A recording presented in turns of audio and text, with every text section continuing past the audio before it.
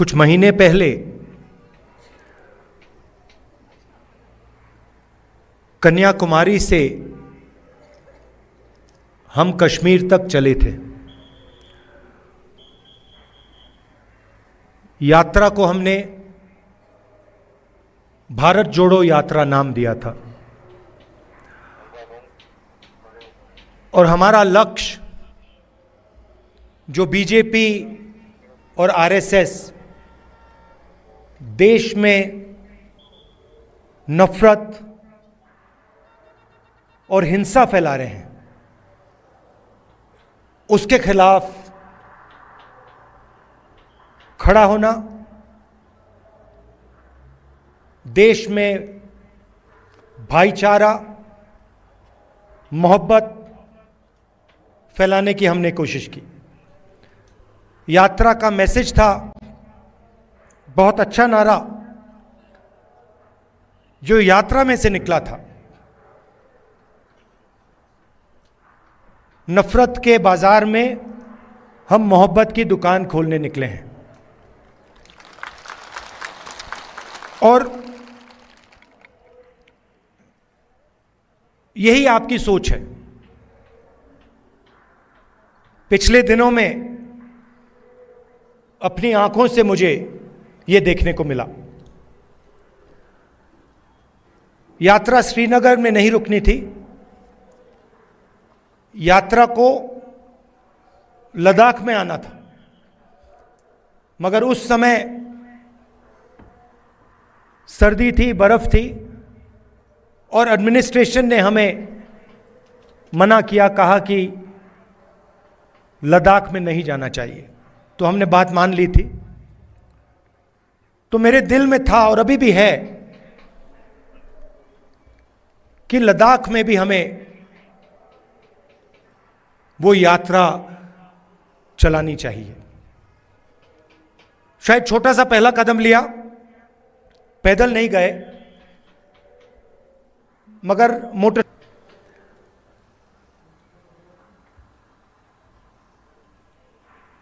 और लद्दाख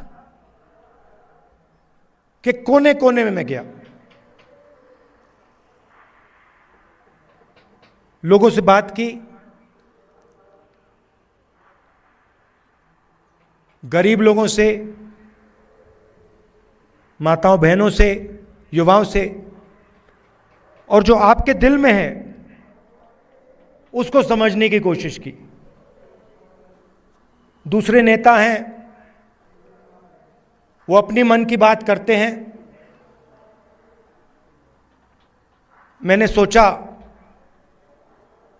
मैं आपकी मन की बात सुनूं।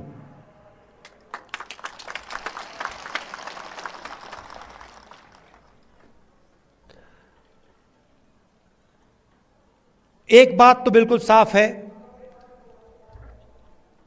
कि जो गांधी जी की विचारधारा है, कांग्रेस पार्टी की विचारधारा है, वो लद्दाख के खून में और डीएनए में है। और मैं सिर्फ नहीं बोल रहा हूं आपको, ये मत समझिए कि मैं आपको भाषण में बात बोल रहा हूं। मोटरसाइकिल में मैंने पूरे लद्दाख का चक्कर काटा है और रास्ते में देश भर से हमारे लोग लेबर का काम करते हैं। बिहार से, राजस्थान से, उत्तर प्रदेश से, झारखंड से, छत्तीसगढ़ से, अलग अलग स्टेट से यहां लोग सड़क बनाने, लेबर का काम करते हैं। और मैंने जानबूझ के इनसे सवाल पूछा। मैंने इनसे पूछा, देखिए आप यहां सर्दी में काम कर रहे हो, यूपी से आए हो, बिहार से आए हो, वहां पे इतनी सर्दी नहीं पड़ती, यहां पे -10-20 हो जाता है, आपको लद्दाख के लोग कैसे लगते हैं? क्या आपको लगता है कि यहां आप अकेले काम कर रहे हो या लद्दाख के लोग आपकी मदद करते हैं, आपको प्यार दिखाते हैं। मैंने उनसे पूछा, और एक से नहीं, अनेक लेबरर्स से मैंने पूछा, और सारे के सारे लेबरर्स ने मुझे बताया कि हम अपने घर से हजारों किलोमीटर दूर हैं, हमारा परिवार यूपी में है, बिहार में है, मगर लद्दाख में हमें ऐसा लगता है कि हमारा दूसरा घर है।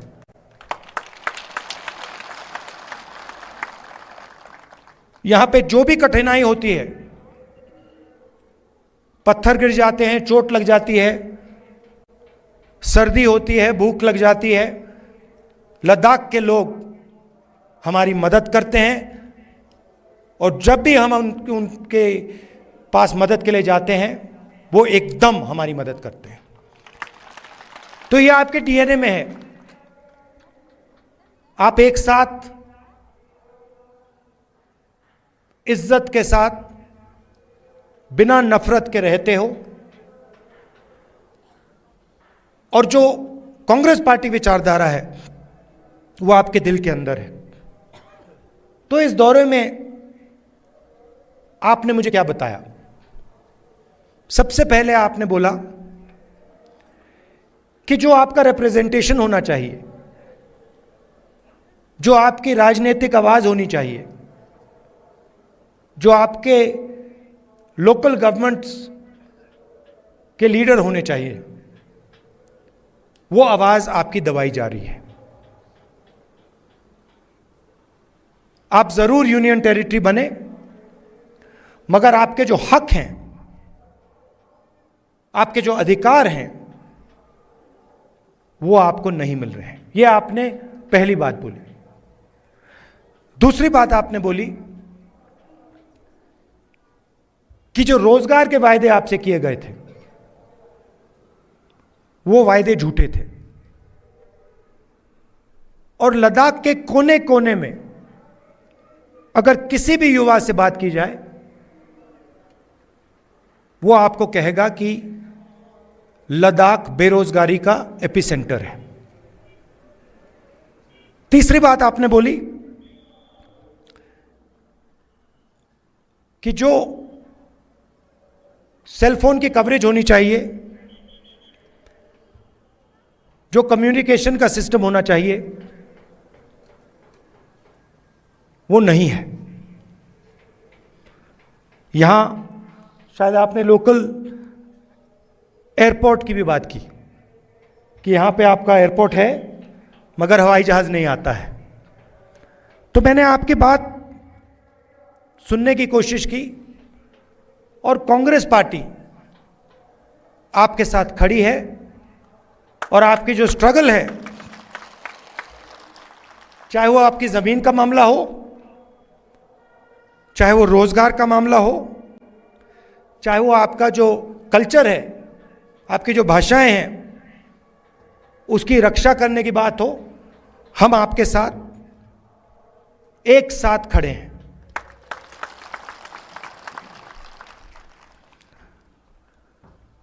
यहां पे सब लोग जानते हैं कि बहुत सारे नेचुरल रिसोर्सेज हैं। 21वीं सदी में सोलर एनर्जी की बात की जाती है, और लद्दाख में सोलर एनर्जी की कोई कमी नहीं है।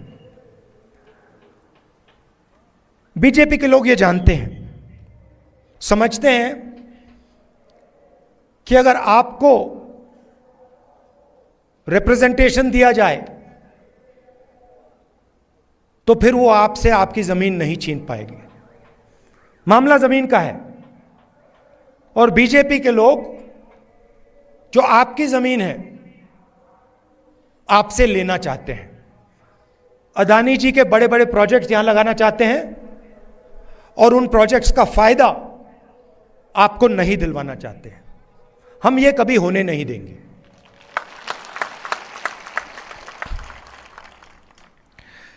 कांग्रेस पार्टी ने जो ले की एपेक्स बॉडी है, और कारगिल डेमोक्रेटिक अलायंस जो है और इनकी जो डिमांड्स हैं उनका हमने पूरा समर्थन किया है।